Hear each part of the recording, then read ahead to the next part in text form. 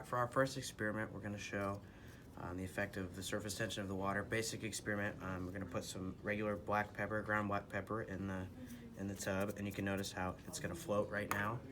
And then there's some different ways to cut the surface tension of the water. For this experiment, we're just going to put some simple dish soap in. So we're going to add a drop of dish soap in, and you notice how the surface tension pushes everything out, and eventually the pepper is going to sink to the bottom because now the surface tension is a lot lower than before.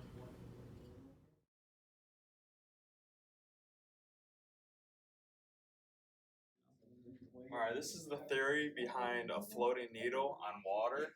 So if you look over here, this is the side view of when the needle is placed in the water, assuming that both ends are flat and it doesn't come to a point.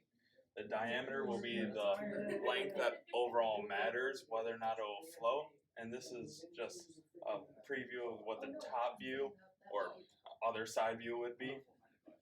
And how it floats is that in the end, the surface tension is greater than the force of the needle. So the force of the surface tension is equal to the length times sigma, which is the surface tension, which in turn becomes 2 length sigma. And the force of the needle is equal to its mass multiplied by the force of gravity pulling down on it, which turns into rho pi LD squared over 4, where rho is a specific density of steel, and length is L, D is the diameter.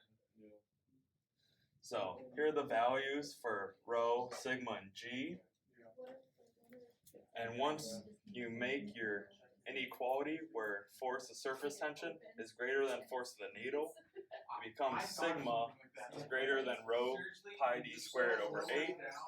If you solve for d, plug in the values, you find out that the diameter has to be less than 1.57 millimeters.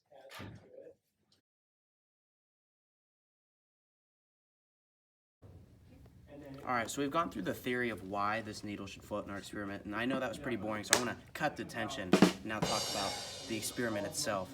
So as you can see, our needle is floating right here, hard to see, but it is floating because, as we stated in the theory, the diameter needs to be less than 1.57 millimeters, and ours, when measured, is about 0.54 millimeters, much smaller than what it needs to be, so it should float, and as you can see, it does.